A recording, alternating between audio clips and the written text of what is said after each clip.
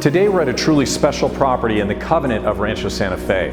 This property was specifically purchased by the former U.S. Ambassador of Italy to create this estate because it's reminiscent of Tuscany.